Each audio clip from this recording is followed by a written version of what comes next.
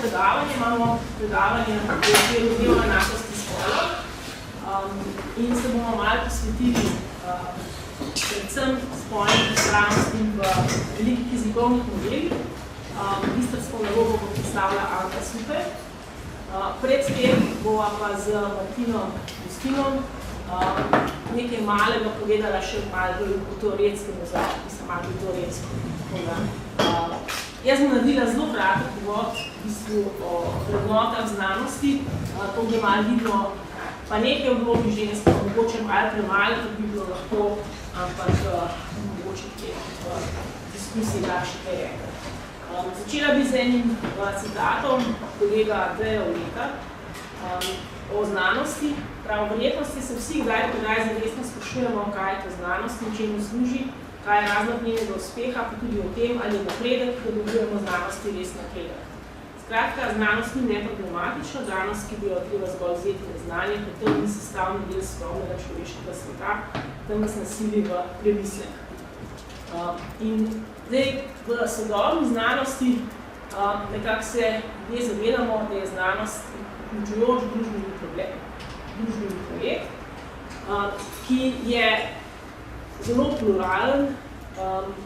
Ideje o enotni znanosti so ki so živele še v sredini prejšnjega stoletja, so se razblinile, imamo en tak fazen različnih pristopov, metod in tudi vrednot, ki v znanosti nastopajo. Zdaj, kar je z našega vidika zanimivo, je to, da je v bistvu so bile ženske v znanosti, vsaj kot zdaj raziskovalke ugotavljajo, prisotne praktično od samega začetka, vendar so doživele velik spregled. Se pravi, tako kot recimo v znanosti, tudi v filozofiji, tudi v umetnosti, so bile ženske lahko v enem obdobju kar priznane, vendar jih potem nekaj zgodovina izbrisala iz znanosti. Nekatere mogoče so ostale, recimo v znanosti, filozofiji, Hipatija, Aleksandrinska filozofinja ali znanstvenica, matematičarka. Potem pa praktično kot da se ni nič dogajalo. Čeprav se zdaj ugotavlja, da se je dogajalo kar precej. Seveda, v primeri z moškimi, ki so lahko hodili v javne šole manj, ampak vse. Tako da, če koga zanima ta filozofski pogled znanosti z tega ženskega feminističnega vidika, tako priporoča enciklopedijo oziroma handbook Routledgea iz leta 2021, kjer imate različne ženske, ki so v znanosti nastopale malo bolj temeljito obdelane, sem še različne. Zdaj, kar sem jaz hotela danes še povedati, je to zdaj, zakaj mogoče je do tega spregleda, en od razlogov, tudi zakaj do tega spregleda prišlo. Zato, ker v znanosti imamo dostakrat nekako govorimo o znanosti na dve skrajnosti. Eno, da je vrednostno neutralna znanost, nevezana znanost, drugo pa, da je tudi družbeno relativizirana znanost. In prevladujoč pogled je bil ta vrednostno nevezana znanost, se pravi, šlo je za različitev znanosti od vrednotenja, od etičnih presoj. In tukaj seveda se lahko potem ujamemo v pasti instrumentalne racionalnosti, ko gledamo samo na neke poteke, ki so v skladu z normami racionalnega mišljenja. Hkrati pa spregledujemo to, da te zadeve niso postavljene v nek vakuum. In potem pa recimo vrednostno vezana znanost je bila pa hitro poglašena za neko idealizacijo, pristranost in pač da znanost ne služi več temu, nima več te objektivnosti, ne služi več temu namenstva, katero nima ne služila. In ponavadi, ko govorimo o znanosti, govorimo o teh epistemskih vrednotah. Te so neodvisno od tega, kdo jih postavlja oziroma kdo pač raziskuje, so nekako verodostojnost, natančno v opisih, merjenju, napovedih, težnah konkretnosti, enostavnosti teorij in iskanje recimo čim bolj plodnih hipoteze. Tukaj recimo, da sem omenila nekatere od teh najbolj bistvenih. Poleg tega imamo pa še kognitivne vrednote, kjer pač imamo nepristranskost, nevtralnost in avtonomnost. In zdaj te kognitivne vrednote so dostkrat pod vprašajem recimo nekih pristopov v znanosti, ki so mogoče preveč enostranski. Zdaj, če ponavadi znanstveniki nekako te dve vrsti vrednot še sprejemajo, težje pa se mi zdi, kaj bi pa imeli zdaj družbene in etične vrednote. Seveda se to v zadnjih letih zelo spremenilo, zdaj, če delamo javno projekt, moramo vedno povedati tudi, kaj to pomeni za družbo, kakšne etične vrednote, kakšne znanstvene raziskave ima. In te so seveda vezane na neki družbeni in kulturni kontekst. In tukaj seveda moramo imeti to pluralnost, nekaj več tudi o raznolikosti, o epistemologiji, govorim Martin. To se pravi, ne moramo se delati, da je družba popolnoma homogena in da ni problemov, kar se tiče teh vrednot. Tudi med različnimi kulturami, danes živimo v globalnem svetu in pač te vrednote so včasih v različnih kulturah lahko tudi razlikujejo. Zdaj, ena od pomembnih elementov znanosti je potem zaupanje v znanost. To se mi zdi danes postavlja kar kot precej vprašljivo. Ljudje so, mogoče ta pandemija je še to nekako pospešila, so začeli izgubljati zaupanje v znanost, tudi zato, ker je pač ne razumejo več, ker je preveč komplicirana in je sami ne morejo preveriti. Ljudje nismo sposobni preverjati in tudi dokončno razumeti izsledkov znanosti. Zato pač moramo zaupati tistim, ki so za to strokovnjaki, kjer pa se je zaradi pač kar precejšnjega števila raznih zlorab ali pa recimo vpliva kapitala to spreminjalo. Oziroma je to pač zgodilo ta naboj, da je naprej. Tudi tukaj bi lahko rekli, da je to zaupanje v znanost se lahko razlikuje v različnih skupinah, ki pa živijo v družbi, ravno zato, ker mogoče se velikokrat omenjajo, da je znanost predvsem delo belih moških, kar seveda do nekaj ne drži, je pa vprašljivo, če se moramo res samo na to zanašati. Ampak dejstvo je, da je kar precej rezultatov takih, ki gre bolj v to, kaj ljudi zanima in kakšne vprašanja se postavljajo določene skupine ljudi. Tudi tukaj ženske v znanosti ugotavljajo, da so raziskovalni projekti, ki bi lahko zanimali ženske mogoče danes na strani. Zdaj, ena od pomembnih značilnosti znanosti je zmožnost samokorekcije. Jaz mislim, da je to ena najpomembnejših, ena pomembnih značilnosti znanosti, ker znanost ima ravno to zmožnost, da reflektira to, kar počne in potem to popravi. Jaz mislim, da je to tisto, kar nam daje to upanje, zaradi česar smo lahko optimisti, se pravi znanost, tudi če zaide v težave, nekako najde to notranjo moč samokorekcije, ki je vpisana v samo znanost. Se pravi, ta vpetost v družbo, s tem pridemo tudi do tega, kakšna je lahko vloga žensk in kar se je izkazalo v znanstvenih raziskovanjih zdaj v zadnjih desetletjih, kjer ženske izvajajo precej večjo vlogo, kot so jo igrali včasih. Se pravi, gre za to, kakšna je izbira raziskovalnih projektov, teme, ki zanimajo ženske, ki so povezane z njihovim življenjem, so zdaj veliko bolj zastopane, kot so pred recimo 100 let nazaj.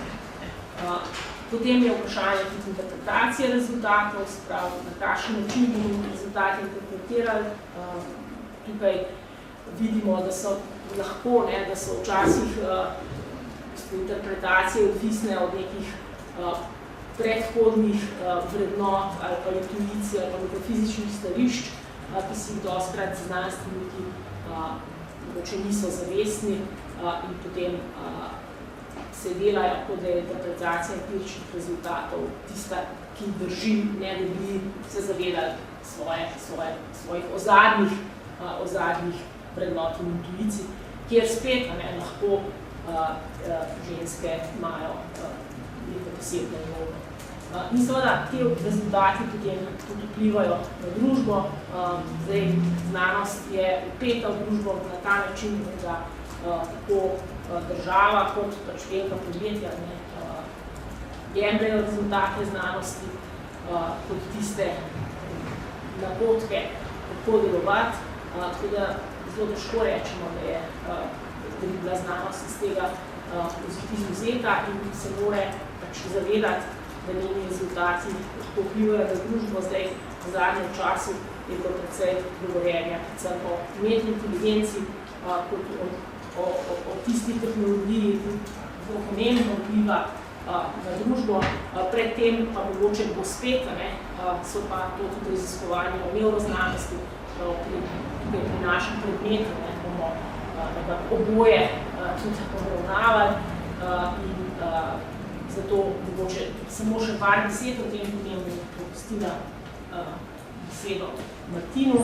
Se pravi, ena od stvari, recimo, ki jo imamo danes, je ta netransparentnost nekih ozadnjih predpostavk in vrednot.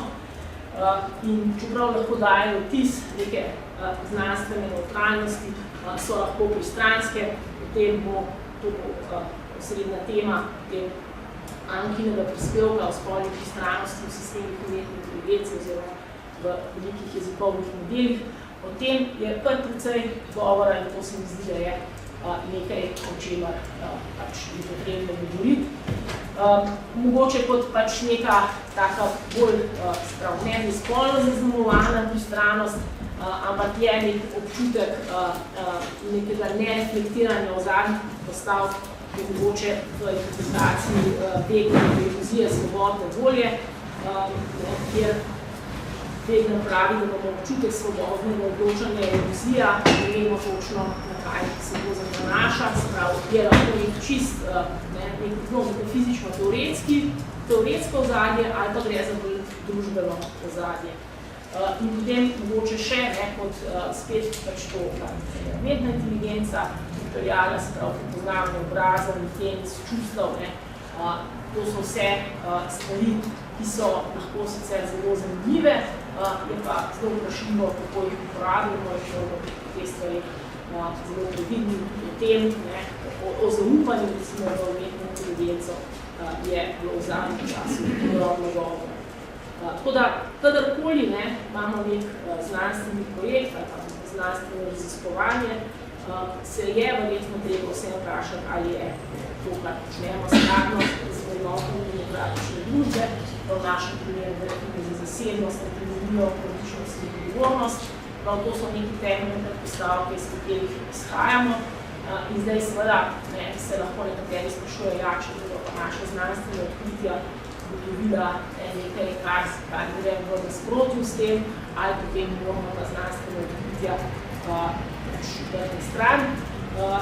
Ampak ponavadi se potem vidi, da ta znanstvena odkritja, spet, ko sem že upravila, niso v vakuumu, ampak imajo spet drugačne vrednote. Tako da, kar se mi zdi, je spet ena od nalog znanosti, mislim, da ravno zaradi dolge zgodovine spregledovanja lahko ženske tukaj prispevajo svoj delež v odkrivanju teh skritih predpostavk, ki so v ozadju znanosti, ki se potem dela, da so njeni rezultati objektivni in veljavni za vse.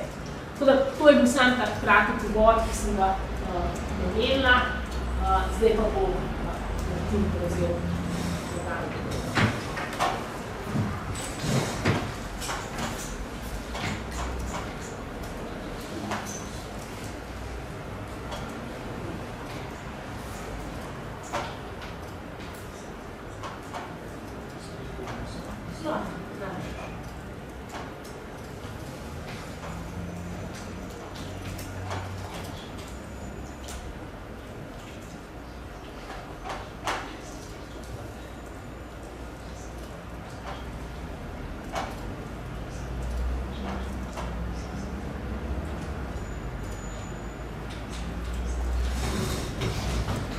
Ravno še na moje strani, pa sem v tem, da zaključujem s teme filozofije in bom nekaj nakratko povedal o epistemskih koristih raznolikosti, predvsem v znanosti, najprej sem kot nekaj začetna pompa ali pa caveat.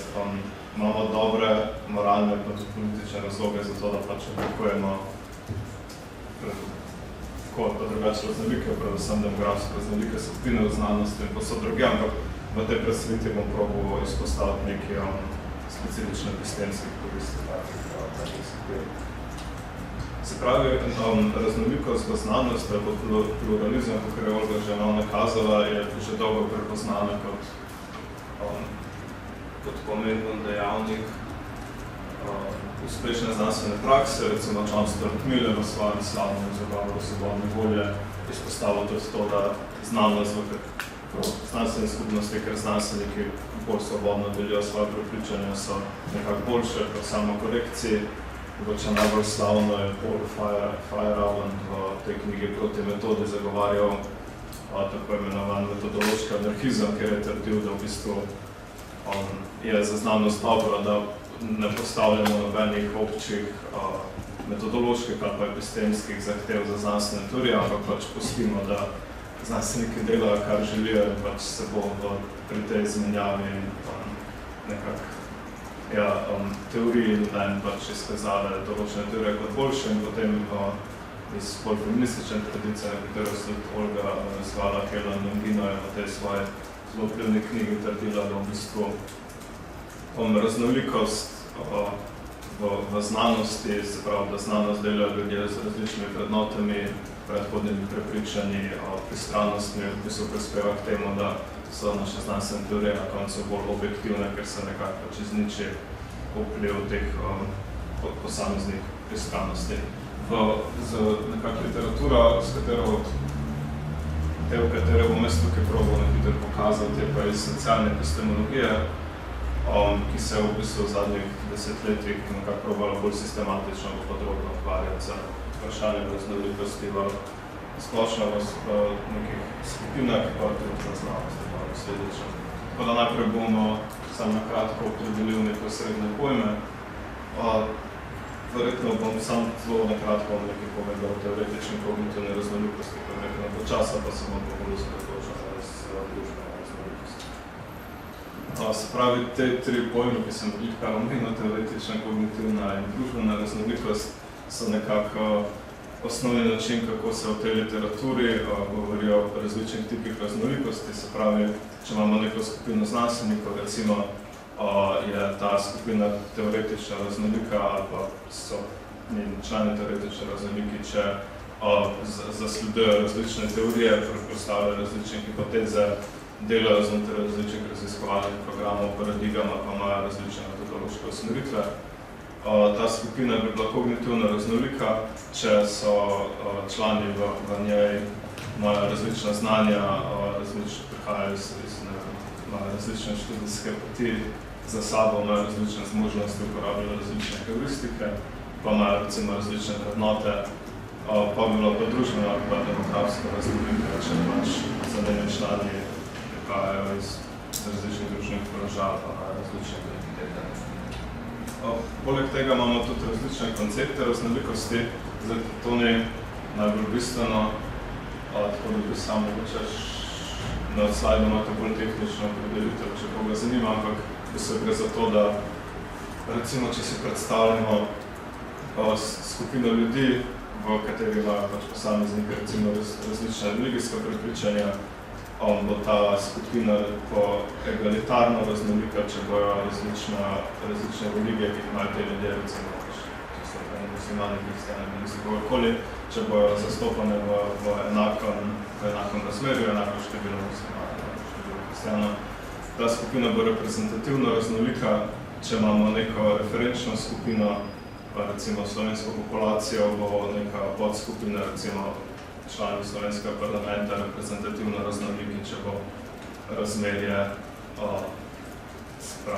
ljudi različnih vrst, enako razmerje ljudi različnih vrst v splošni populaciji, pa ne vem, če je to dober pravod, ampak normično raznolika, tak koncept je mogoče malo intuitiven, ampak gre za to, da so posamezniki, da neka skupina na ta način raznolika, če so posamezniki v njej člani neke skupine, ki ne predstavlja družbeno dominantne skupine, se pravi, če imamo skupino muslimanov, pa ta skupina nogoče raznolika v Sloveniji, ker se ne tiče ne vidi, če bi na tako to je, se pravi, to je kratko raznolikost in različne vidiki, zdaj pa kaj socialna epistemologija oziroma na kakšen način se ukvarja za raziskovanjem raznolikosti.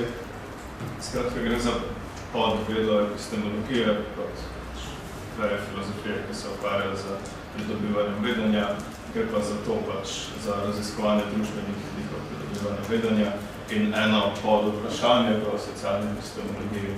Zelo pomembno je, kako različni dejavniki, organizacije, različni dejavniki skupin, število ljudi v skupinah, njihova organizacija, način komunikacije med njimi vpliva na epistemsko uspešnost teh skupin.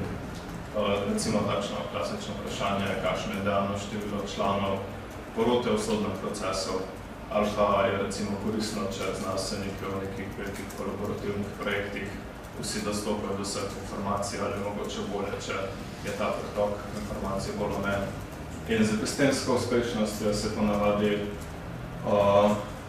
cilja na zmožnost članov skupine, da zanesljivo ali pa hitro tvorijo točno prepričanje.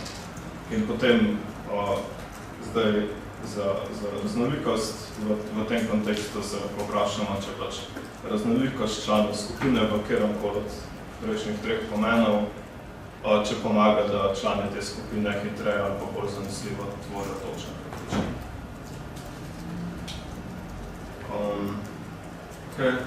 Naprej teoretična kognitivna raznolikost, zelo na kratko.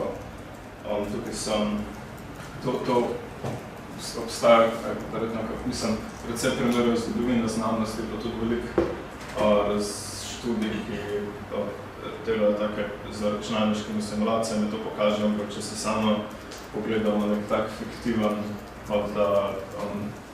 primer, ki bi se lahko zgodil, je recimo, da imamo neko skupino znanstvenikov, ki raziskuje dve zdravili za neko bolezen, zdravilo eno, zdravilo dve, ki sta se obe izkazali obetavni v laboratorijskih testih, pa na živalskih modelih in se odločijo, da bojo obe preizkusa na majhnem vzorcu ljudi, ker je to nek preliminaren preizkus, se ta vzorec zelo mehko in se slučajno zgodi, da drugo zdravilo dobi dobre rezultate, prvo zdravilo se pa skaže povsem neučinkovito. In ker so te znanstveniki dobri, pogledajo te podatke, vidijo, da zdravilo eno brezvezno nekaj raziskovati in nadaljujejo samo za raziskovanjem zdravila dve. Ampak v resnici predpostavimo, da je v bistvu zdravilo A1 tisto, ki je bilo boljše. In primeri kot so ta kažejo, da čeprav znanstveniki v nekaterih primerih lahko najbolj racionalno pogledajo svoje podatke, vidijo, ker zdravilo boljše, nadaljujejo z raziskovanjem tistega zaradi nekih slučajnih faktorjev z vidika skupinske racionalnosti, ki so to slabo, ker bi bilo za njih bolj koristno, da bi vsaj še nekaj časa raziskovali učinkovitost obeh zdravil na podlagi boljših podatkov, videli, da je drugo zdravilo boljše in se naprej ukvarjajo s tem.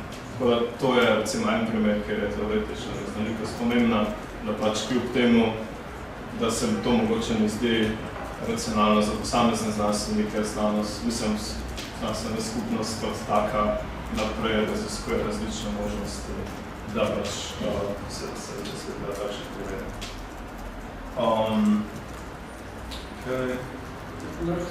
Ja. Mislim, vedno popijat kakšnega takega razmanj zdravilo, če se problem, vsek se vedno tako skupino vzame, da pozitivni rezultati tukaj pozitivni. Se razločno vrede se pravi. Se to je, ja. To je bil tega idealiziran primer, ampak verjetno bi tako težko prišlo, da je en primer, ki se pojavlja v literaturi, je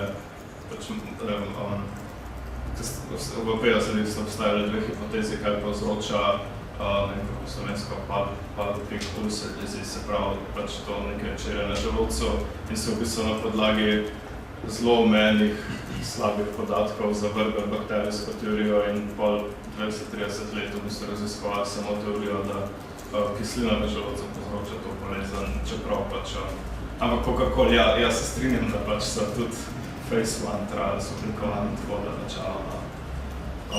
Ampak tudi, vsem tudi, ja, hvala. Ja, se pravi kognitivna raznolikost, nekaj smo ta primer čisto obstranjem, ko gre za to, da ponavadi kognitivna raznolikost, se pravi raznolikost v vrednotah, načinih, reševanja problemov, ozadju, spretnostih, v bistvu spodbuja to teoretično raznolikost. Zdaj še družbena raznolikost. Se pravi, en način, kako družbena raznolikost pripomore k uspešnosti, zagotavljanje kognitivne raznolikosti, to je v bistvu to, kar je Olga preomenila, da pač ženska pa predstavniki pač različnih družbenih skupin imajo različne mogoče življenjske izkušnje, zato različne vrednote, različno vedenje in s tem pač lahko prispevajo nekaj, kar ostali ne morejo, pa pač neke skupnosti. Ja, lahko pa v bistvu družbena raznolikost koristi tudi neodvisno od povezave za kognitivno raznolikostjo in zdaj bomo v bistvu predstavili en tak primer. Naprej, se pravi, ja, recimo en tak primer je, da družbena raznolikost deluje, mislim, ima epistemske koristi, ker zmanjšuje negativne vplive faktorjev, kakor so pretirano zaupanje ali pa nekako potreba po prilagajanju mnenja večine. Se pravi, to sta dva faktorja, ki pač lahko se pojavita v homogenih skupinah, sta epistemsko negativne in to, da pač so skupine homogene, pač prepreči negativne vplive teh faktorjev. Se pravi, ena empirična študija, ki je pravila leta 2014, je v bistvu preizkušala trgovanje na fiktivnem nepremičninskem trgu, se pravi, eksperimentatorji so udeležence eksperimenta razdelili v različne skupine. Člani teh skupin so potem so člani teh skupin v bistvu kot da trgovali z nepremičninami med sabo. Predtem so eksperimentatorji testirali zmožnosti posameznih udeležencev za trgovanje z nepremičninami in so oblikovali take skupine, da so bile povprečje nekako enako dobre v trgovanju z nepremičninami. Se pravi, vsi te posamezni fiktivni trgi so bili nekako z vidika zmožnosti zelo podobni. Razlika je bila ta, da so bili eni, ne vem, kaj so točno bila, verjetno etnično zelo homogeni, drugi so bili pa raznoliki in so gotovili, da so te fiktivni trgi, na katerih so sodelovali, se pravi, ne raznolike homogene skupine ljudi, veliko bolj dovzetni za nevarno špekuliranje pa za nastanek nepremičninskih mehurčkov. In oni so potem v tej študiji nekako postavili hipotezo, da je to zato, ker so člani istih družbenih skupin bolj zaupali drugim ljudem, s katerimi so trgovali, tudi pač, ko so oni postavili nerealne cene, pa tudi pač bolj so bili pripravljeni sami postavljati nerealne cene, ker so upali na to, da pač bojo in drugi zaupali. V skupinah, ki so bile bolj raznolike, pa se to ni dogajalo, zato so v bistvu vsi posamezni akterji na teh fiktivnih trgih znajo bolj realno oceniti cene teh fiktivnih nepremičnin, s katerimi so trgovali. In potem so v bistvu to idejo, da lahko zmanjšanje, da lahko demografska raznolikost vpliva na da je lahko znanstvena demografska raznolikost epistemsko koristna, zato ker zmanjšuje negativni vpliv tega pretiranega zaupanja. Testirali še, da v v tej študiji z leta 2020 testira z računalniško simulacijo. Zdaj ne bom mogoče lahko zelo na hitro povem, zakaj je šlo. Šel je za agentski model, agent-based model, ki ga je v filozofiji znanosti leta 2007 upeljal ameriški filozof Kevin Zollman. Zelo na hitro, zelo preprosto gre za to, da pač imamo skupino agentov, ki lahko zbira med dvema dejanjema, recimo A in B, z dvema možnima izidoma, recimo uspeh ali pa neuspeh, to se je najbolj predstavlja, tako da sta dva igralna aparata, na katerih lahko zadanemo, pa lahko ne zadanemo, imate neko verjetnost za uspeh, recimo 51%, 52%. In potem imamo to skupino agentov, ki vsak posamezno lahko v vsako potezo nekajkrat testira enega od teh dveh igralnih aparatov, da bi ugotovil, ker je boljši, pa tudi med sabo se lahko delijo informacije in potem na podlagi tega skupka informacij o uspešnih in neuspešnih dejanjih se ustvarjajo prepričanja o uspešnosti obeh aparatov in pač zasledujejo naprej igrajo tistega, ki se mi zdi boljše. In se pravi, Faisalborn in Steele sta v tej študiji naredila, uporabila to simulacijo za to razliko, da sta agente znotraj ene skupine razdelila še v dve podskupini. Ti agenti, razdeljeni v podskupine, se niso v ničemer zares raziskovali, razen tega, da ko so si probali deliti informacije med sabo, se pravi en agent iz ene skupine pa en agent iz druge skupine, tem informacijam niso popolnoma zaupali, ampak so jim pripisovali neko težo med nič pa ena, se pravi, če so jim pripisovali težo nič, sploh niso upoštevali te informacije, če so jim pripisovali težo ena, so popolnoma zaupali te informacije. In sta ugotovila, da so, se pravi, cela skupina agentov, kjer je bilo ta stopnja zaupanja med dvema podskupinama precej mehna, ne preveč mehna, ampak manjša od ena, se pravi bolj epistensko uspešna, večkrat so prišle, da pač večkrat so ugotovili, ker od teh dveh možnih dejanj je boljša. In to je recimo en mehanizem, se pravi, očitno je, da to, da agenti 100% verjamejo informacijam drug drugima, prevelika stopnja zaupanja, ki ima epistensko negativni učinek in to, da pač člani skupine ali pa agenti iz različnih demografskih skupin ne zaupajo popolnoma ljudem, ki se razlikujejo od njih, pač ima lahko za te epistenske koristi.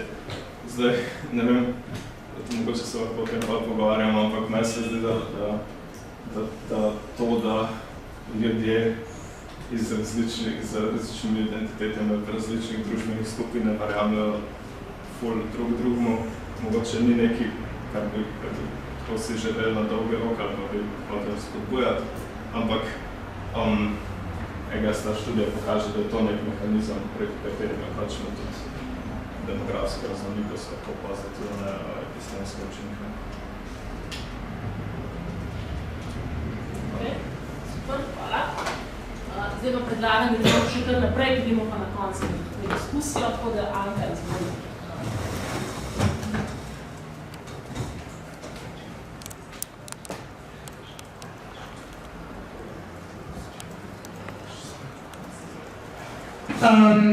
Lahko začnem, ne? Hvala za obe predstavitvi, meni so bili zelo zanimivi in upam, da bom tudi moja predstavitev zanimiva. Torej, govorila bom o svoji magistrski nalogi, ki sem jo zagovarjala približno en mesec nazaj. Naslov pa je Spolna pristranost v jeziku in orodjih umetne inteligence. Torej, najprej bom spregovorila o tem, kaj razumem kot pristranost. Potem vam bom podala nekaj primerov spolne pristranosti v orodjih umetne inteligence in ko govorim o umetni inteligenci, govorim seveda o velikih jezikovnih modelih. Potem bom govorila o tem, kako do pristranosti sploh pride, pokazala primer študije na slovenskem jeziku in na koncu govorila tudi o smernicah, ki jih navedem na koncu magistrske naloge in podala bom tudi nek povzetek. Torej, odkot prihaja motivacija za mojo nalogo in pač kaj razumem sploh kot spolno pristranost. V nalogi sem spolno pristranost razumela kot neko sistematično in pogosto nepravično, tako pozitivno kot negativno nagnjenost do določenega spola. Pri tem je lahko pristranost eksplicitna ali implicitna, nenamerna, nezavedna in tako naprej. Do pristranosti lahko pride zaradi nekih stereotipov, zaradi lastnih izkušenj in drugih faktorjev. V jeziku se pristranost kaže kot neka sistematična asimetrija pri izbiri besed, ki odražajo mišljenje o določenem spolu oziroma o določenem posamezniku. In pristranost se kaže tako pri tem, kako neko skupino označujemo, o čem komuniciramo oziroma o čem ne komuniciramo, recimo ali komuniciramo samo o moških, samo o ženskah, in kako oblikujemo te informacije o posameznikih. Problematično pa postane, ko se posamezniku vsiljujejo neke norme in ko se posameznika pričakuje, da bo to izpolnjeval. Kolikor pa tega ne izpolnjuje, pa je potem recimo diskriminiran ali stigmatiziran. Kot že rečeno, sem v magistrski nalogi govorila o pristranosti v rezultatih velikih jezikovnih modelov. Eden takih orodij procesiranja naravnega jezika je recimo Google prevajalnik in kaj razumemo kot spolno pristranost pri Google prevajalniku. Recimo kot ponazorim ta primer prevajanja, pristranost razumemo kot neko sistematično napako pri prevajanju, ki sledi družbenim stereotipom. Torej, v nekaterih drugih jezikih Google prevajalnik poda več možnosti prevoda, v slovenščini pa recimo poda samo ta najbolj stereotipen prevod, kjer je tajnica, čeprav te informacije v angleščini nimamo, tajnica je ženska, šef pa je moški. Naj vam pokažem še en primer pristranosti v velikem jezikovnem modelu. Torej, leta 2019 so bile aktualne vložitve GPT-2, zdaj imamo GPT-4 že, in ko so raziskovalci podali temu jezikovnemu modelu nek začetek povedi, prompt, recimo moški je delal kot, ženska je delala kot, je jezikovni model vrnil izrazito stereotipne in pristrane odgovore. Torej, žensko je nekako povezoval z prostitutko, moške je povezoval s temi tipičnimi moškimi poklici, kot je prodajalec avtov in tako naprej. Seveda, kar jaz govorim o spolni pristranosti, ampak to se vse tiče tudi drugih tipov pristranosti, recimo pristranosti, kar se tiče etnične pripadnosti. Zdaj pa imamo že GPT-4, jezikovni model, ki je seveda dosti manj pristran, če ste kaj preverjali. In zakaj se je to zgodilo v bistvu? Obstaja seveda pritisk znanstvenikov, kot so ti, ki so izdali ta članek in potem razvijalci to do neke mere upoštevajo. Zdaj pa recimo uporabljajo metode, kot je tako imenovana krepitev učenja preko povratnih informacij človeka, kjer človek nekako pove temu jezikovnemu modelu, da je recimo taka asociacija ženskih z prostitutkami in tako naprej, da je to nekaj neželenega in potem v prihodnjih prevajanjih model tega ne dela več. Seveda pa ima to omejeno uspešnost. No, da nadaljujem še s par študijami. Lansko leto je išla tudi študija na podlagi modela GPT-3, kjer so raziskovalci jezikovnemu modelu naročili, naj napiše ta reference letter za neko Kelly in nekega Josepha, ki sta oba študenta, stara 22 let na UCLA-ju. In kot lahko tukaj vidimo, je ženska opisana za dosti mislim, zelo stereotipno, kot neka topla oseba, ima zelo dobre komunikacijske sposobnosti in tako naprej, medtem ko pa Joseph, on je pa vodja, role model in tako naprej. Skratka, spet imamo to zelo stereotipno predstavitev. In sama sem pred današnjim dnem, torej v nedeljo, sem uporabila GPT 3.5 in zdaj rezultati so malo boljši, ampak še vedno, recimo, očitno so nekaj naredili, da zdaj ženska je tudi nesposobna in ima analitične sposobnosti in tako naprej, ampak še vedno pa recimo vidimo, da v tem reference letterju omenja neki volunteering experience in tako naprej, tako da v bistvu še vedno imamo neke ostanke te stereotipnosti. V glavnem, lansko leto pač s tem, ko je išel ChatGPT, je seveda išel tudi ogromno študij na temo pristranosti, nekaj sem vam že povedala, glede teh reference letters in tako naprej. Drugače pa so raziskovalci odkrivali tudi, oziroma merili so uspešnost prevajanja pri ChatGPT-ju, čeprav ChatGPT ni prevajalsko orodje, se pa kot tako pogosto uporablja. Torej, raziskovalci so gledali, kako ChatGPT prevaja iz bengalščine, ki je spolno nevtralni jezik, torej nimamo v originalni povedi nobenih informacij o spolu osebe, in raziskovalci so gledali, kako pač ChatGPT prevaja potem v angleščino. Raziskovalca se zaključila, da ChatGPT ohranja stereotipe in jih celo krepi ter priznava neko večjo spoštovanje moškim.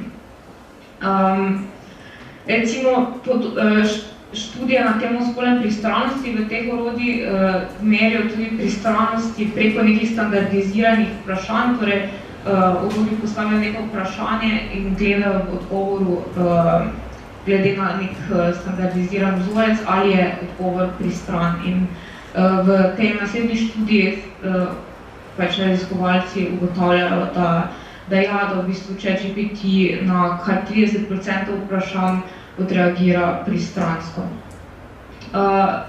Lansko leto je bila objavljena tudi zelo zanimiva študija, ki pa se ukvarja z percepcijo pristranosti pri ChatGPT-ju in pri kitajskem ERNIju, in sicer na socialnih omrežjih. Torej, uporabniki opažajo, da je v ChatGPT-ju vgrajena neka politična korektnost, da je ChatGPT enostavno se ne šali na račun žensk, ne dela takšnih stvari in tudi ne odgovarja na določen tip vprašanj. Recimo, če bi ga vprašali, kdaj je primeren čas za poroko pri ženski, bi se nekako izmuznil temu odgovoru, medtem ko pa kitajski ERNI pri tem orodju pa ta politična pristranost ni očitno vgrajena na isti meri in je dosti bolj eksplicitno pristran. Tako da tu vidimo tudi vpliv pač kulture na razvijalce teh orodij. Ja, to študijo pa sem že omenjala. No in seveda, zakaj se to zgodi? Tukaj na slajdu imam pač v bistvu nabor podatkov, ki je bil uporabljen za treniranje ChatGPT-ja, in sicer imamo Common Crawl, to so različni teksti iz interneta večinoma, potem imamo tudi kot korpuse neke knjige, karkoli že to je, in pa Wikipedijo. In zdaj vzemimo Wikipedijo za primer.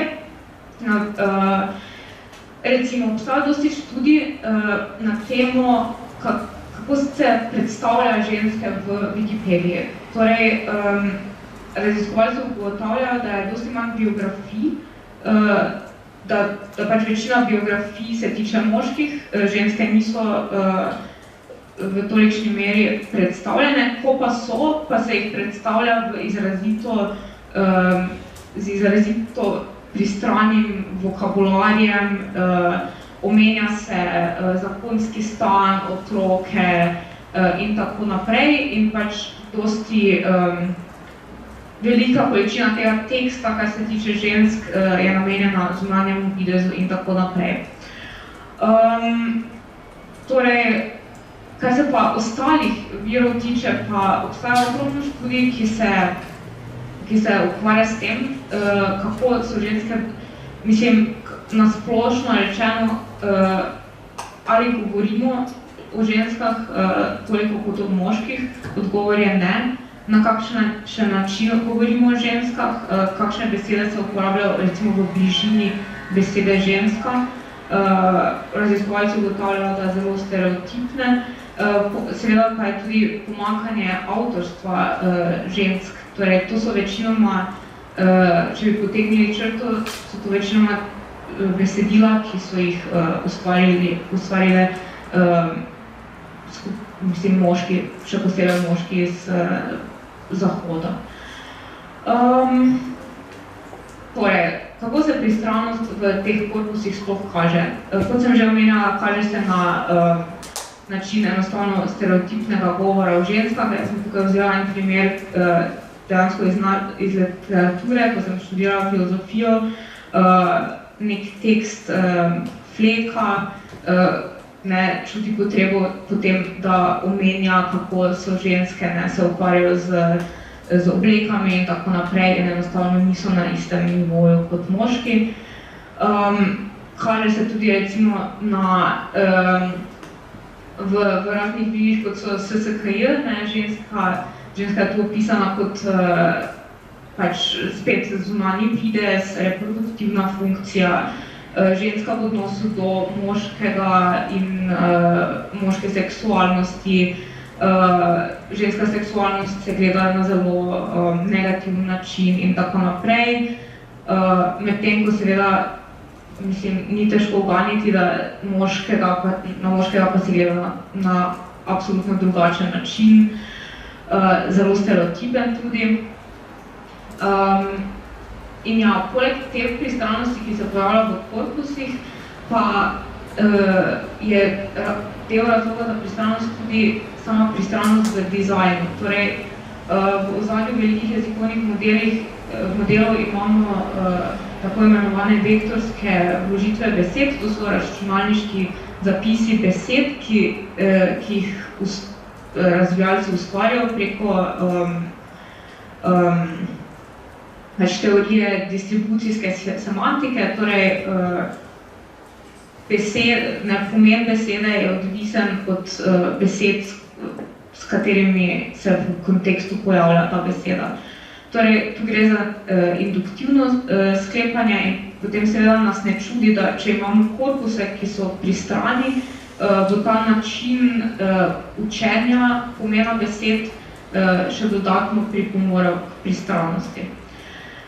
Zdaj pa jaz vam bi rada predstavila primer lastne študije na slovenščini, kjer smo sodelavci ukvarjali, kako se spolna pristranost kaže v slovenščini. Torej, po vzgledu študij na angleškem jeziku smo to naredili preko tako imenovane študije analogije s poklici.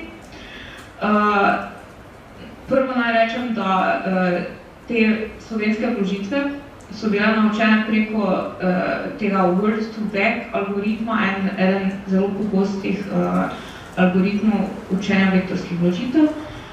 Naučene pa so bile na korpusu približno 6000 besed in tu se je šlo tako za akademske tekste, kot tudi za novice, knjige, med viri pa je bil tudi recimo lovski forum in taki viri, ki bi tudi potencialno lahko bili bolj pristrani. Uporabili smo pare poklicev iz 3 različnih skupin, iz enega uradnega dokumenta in tu je šlo za poklice te malo bolj pomembne, recimo zakonodajalce, visoke uradnike in tako naprej, menedžerje in potem tudi za različne strokovnjake in uradnike, torej poklici so bili iz teh treh skupin. Kaj smo v bistvu delali? Torej, iskali smo tako imenovane analogije, če je moški menedžer, kaj je potem ženska. In v slovenščini, ker imamo izražen spol v jeziku, bi pričakovali, da je odgovor menedžerka. In delali smo tudi obratne analogije, torej če je ženska menedžerka, kaj je moški. In seveda tu bi tudi pričakovali besedo menedžer.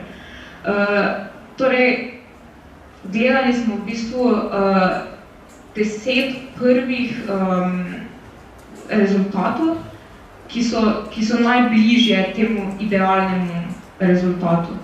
In kako to zgleda, v bistvu, če smo iskali analogijo ženska direktorica, moški X, smo potem dobili recimo te rezultate. Direktor je bil prvi, kar je super, to je pričakovan rezultat. Kasnejše besede pa nam v bistvu povejo, da se te druge besede tudi nekako uporabljajo v podobnem kontekstu. In to je v bistvu zelo super funkcija teh vložitev in tudi jezikovnih modelov, ker potem na tak način računajo ta probability, da napovejo naslednjo besedo v stavku. In tukaj, ko smo imeli obratno analogijo, če je moški direktor, kaj je ženska, smo tudi dobili recimo direktorica, šefica in tako naprej, pač podobne besede. Ampak recimo, ko pa smo šli dol po seznamu, pa smo že začeli dobivati besede, kot je tajnica, če samo ne vidimo v tem seznamu moških analogij. Kaj smo ugotovili? Kot rečeno, večinoma smo kot rezultate analogije dobili pravilni, torej pričakovani poklic, ampak nekateri rezultati med temi prvimi 10 rezultati pa so bili absolutno nepovezani s poklicem v analogiji, recimo, ko smo iskali, ne vem, izmišljujem si, moški šef, ženska X, smo tudi dobili popolnoma nepovezane poklice, kot je služkinja, gospodinja, medicinska sestra in tako naprej. In obratno, tudi pri moških so se kazali te zelo stereotipni poklici oziroma besede, hišnik, mehanik, taksist in tako naprej. Dobili smo tudi kar nekaj stereotipnih oziroma žaljivih analogij med prvimi 10 zadetki, recimo pri analogiji moški plesalec, ženska X smo dobili striptizeta, pri analogiji moški pismonoša smo dobili ciganka. Ugotavljali smo tudi, da med temi prvimi najbolj pogostimi besedami, ki so nekako povezane z iskano besedo, je bilo na moški strani dosti več poklicev z visokim statusom, recimo odvetnik, šef in tako naprej. Pri ko smo pa iskali žensko analogijo, pa tega nismo zaznali. No, če povzamem celotno zgodbo spolne pristranosti v velikih jezikovnih modelih na enem slajdu, to bi bil ta slajd. Skratka, ko imamo nek velik jezikovni model, ga vedno natreniramo oziroma naučimo na tako imenovani učni podatkovni množici. V tej podatkovni množici je ogromno različnih tekstov, kot sem nakazala,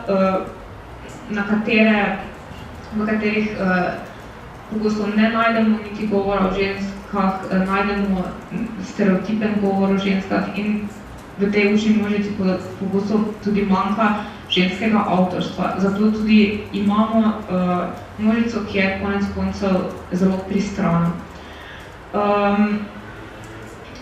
V procesu ustvarjanja velikega jezikovnega modela imamo pogosto prisotne tudi tako imenovane označevalce, kjer recimo označevalci so tisti, ki različnim orodjem dajo neke informacije, ki jih orodje sicer ne bi moglo pridobiti, recimo, kaj sem prej govorila, ta vrsta teksta je neželena, tega ne uporabi. Ta vrsta teksta je želena, to uporabi. No, to delajo označevalci. Ti označevalci so seveda tudi pod vplivom jezika, ki je pač takšen, kot je. Seveda so tudi pod drugimi vplivi, ti označevalci pogosto niso izobraženi za nalogo, ki jo morajo opraviti, in to ima posledice na končne rezultate velikih jezikovnih modelov. In seveda pa je tudi še konceptualizacija samih raziskav oziroma samega razvoja produkta. Tukaj imamo tudi zelo homogene skupine, ki razvijajo te produkte. Seveda gre večinoma za moške globalnega zahoda, to je zelo homogena skupina. Zanimivo pa je, da ogromno teh raziskovalcev, ki pa se ukvarjajo s pristranostjo jezikovnih modelov in ustvarjajo izven teh velikih podjetij, kot je Microsoft. To so pa recimo ženske in moški iz različnih etničnih skupin, ženske in moški iz različnih manjšin. In seveda ogromno je tudi žensk, ker jih to zanima in želijo pomoči k razvoju. Skratka, imamo vse te akterje in konec koncev pogosto so izhodni podatki teh jezikovnih modelov pri strani in to ima seveda nek družben vpliv. Pogosto se omenja, kako recimo neke pristranosti, ki jih dobimo iz različnih orodij umetne inteligence, kako lahko to vpliva na odločevalce. Recimo primer je nek program, ki so ga razvili za sodni sistem v Ameriki in potem ta program je nepravilno in nepravično označeval temnopolte ljudi kot tiste, ki bodo bolj verjetno ponovili neko kaznivo dejanje. Skratka, ti podatki imajo lahko tudi mogoče manj resne vplive, recimo, če se spomnimo tistih reference letters na začetku predstavitve, mogoče, ko bo nek zaposlevalec videl reference letters za Jenny, je ne bo zaposlil, medtem ko za Josepha pa bo. V magisterski nalogi sem tudi govorila še o enem aspektu velikih jezikovnih modelov, torej razviti so na tak način, da seveda posnemajo človeški govor, kar je dobro, ampak posnemajo pa še dosti drugih človeških lastnosti, recimo asertivnost, in to ima tudi konec koncev vpliv na nas, ko vidimo te rezultate, smo lahko bolj prepričani v pravilnost rezultatov, kot pa bi bili sicer. Hkrati pa tudi, zdi se mi pomembno poudariti, da ogromno ljudi ne ve točno, kaj je v ozadju recimo ChatGPT-ja in dejansko mislijo, da tu gre za objektivne rezultate in celo mislijo, boljše, da uporabim ChatGPT, kot pa da sam premišljam o nekem reference letterju za to osebo, ker bo ChatGPT opravil dosti boljše delo in bo dosti bolj objektiven. Torej, pomembno se tudi zavedati, da temu ni tako. Na koncu magisterske naloge omenjam tudi različne smernice, kaj sploh lahko naredimo glede tega in kako tudi sama mislim, da se bodo raziskave nadaljevale. Torej, zdi se mi zelo pomembno, da definiramo sploh, kaj je spolna pristranost in da prepoznamo, da je jezik tisto ključno sredstvo, ki nam pomaga oblikovati in vzdrževati stereotipe in vsi mi smo zelo pod vplivom tega. Jaz sem obravnavala ogromno študij iz področja računalništva in jezikoslovja, pogosto tam te opredelitve ni in seveda to je problem. V glavnem, ta zgodba spolne pristranosti v velikih jezikovnih modelih je zelo interdisciplinarna. ampak konec koncev pa v literaturi ni dovolj posvetovanja z literaturo zunaj računalništva in jezikoslovja, kot je recimo antropologija, marketing, filozofija, psihologija in tako naprej. Ena zelo pomembnih smernic za to domeno je tudi transparentnost. Problem je, da ta orodja razvijajo podjetja, ki imajo ogromne finančne zmožnosti, manjši raziskovalci jim enostavno ne morejo slediti, ker nimajo tega denarja, nimajo te moči. Ampak ta podjetja svojih algoritmov oziroma odločitev, ki so tudi v ozadju vsega tega, ne razkrivajo in menim, da je v bistvu ogromno možnosti za izboljšave. Kot transparentnost pa razumem recimo popis same učne množice podatkov, torej ni dovolj, da rečeš, vzeli smo, ne vem, common crawl, karkoli že smo zaobsegli s tem, ampak da si bolj natančen, da dejansko pogledaš, kako so določene skupine oziroma spoli predstavljeni v tej učni množici podatkov in tako naprej. Zdi se mi tudi pomembno navesti samo motivacijo za razvoj in kako se recimo določene izbire v razvoju skladajo potem z samimi cilji in tako naprej. Ta orodja imajo ogromen vpliv na vse nas in zdi se mi, da bi morala enostavno razvijalci bi morali upoštevati neke etične standarde. Trenutno smo, kot nekateri imenujejo to, v velikem družbenem eksperimentu, kjer se lahko dogaja, kar se pač dogaja. Ni nam čisto jasno, kako veliki jezikovni modeli vplivajo na odločanje, upam, da bo v prihodnosti še več podobnih raziskav, kako vemo, da lahko vplivajo na širjenje neverodostojnih informacij, ampak kaj bomo glede tega naredili.